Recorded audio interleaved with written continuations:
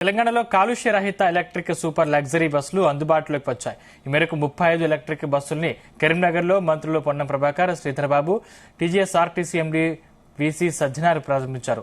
అత్యాధునిక హంగులతో వాడకంలోకి వచ్చిన ఈ 35 బస్సుల్లో ప్రయాణికులకు సౌకర్యవంతమైన ప్రయాణ సౌకర్యం కలిగించే సదుపాయాలు ఉన్నాయి. 41 సీటింగ్ సామర్థ్యం ఉన్న ఈ ఎలక్ట్రిక్ బస్సులకు ఒక్కసారి ఛార్జింగ్ చేస్తే 325 కిలోమీటర్లు ప్రయాణించవచ్చు. 2 నుంచి 3 గంటల్లో 100% పూర్తి ఛార్జింగ్ కావడమే కాకుండా క్యాబిన్, సెలూన్లో 2 చోట్ల సెక్యూరిటీ కెమెరాలు ఏర్పాటు చేశారు.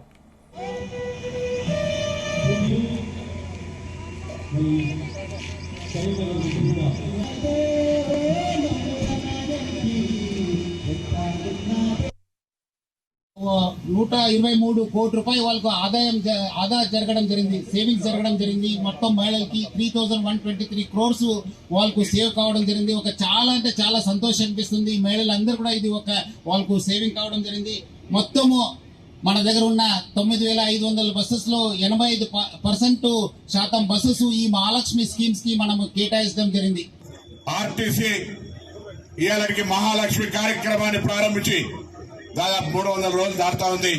డిసెంబర్ 9 శ్రీమతి సోనియా గాంధీ గారి జన్మదినం రోజు శాసనసభ వేదికగా ప్రభుత్వం ఏర్పడ్డ 45 గంటల్లోనే ఈ కార్యక్రమాన్ని 7వ తారీఖు నాడు కేబినెట్ లో నిర్ణయించుకుంటే 9 నాడు శాసనసభ నుంచి బయటకు వచ్చేటప్పటికే పోర్ట్ఫోలియోస్ తో పాటుగా ఈ యొక్క కార్యక్రమాన్ని ప్రారంభించుకునేటువంటి ఒక అదృష్టం దొరికింది.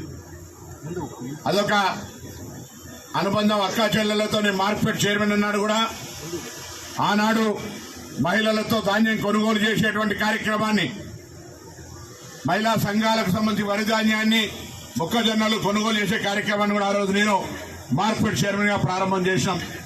ఇవాళ కూడా గౌరవ రేవంత్ రెడ్డి గారు ముఖ్యమంత్రి గారి నాయకత్వంలో యావత్ తెలంగాణ వ్యాప్తంగా మహిళలందరూ కూడా ఆర్టీసీ బస్సుల్లో ఉచితంగా ప్రయాణం చేసే ఒక కార్యక్రమాన్ని తీసుకొని ఇలా విజయవంతంగా దాదాపు 92 కోట్ల మంది మహిళలు ఈ తెలంగాణ రాష్ట్రంలో దాదాపు 3200 కోట్ల విలువ కలిగిన ప్రయాణాన్ని ఉచితంగా పొందినారంటే చాలా సంతోషంగా ఉందనే మాట సందర్భంగా మనం చేస్తాను.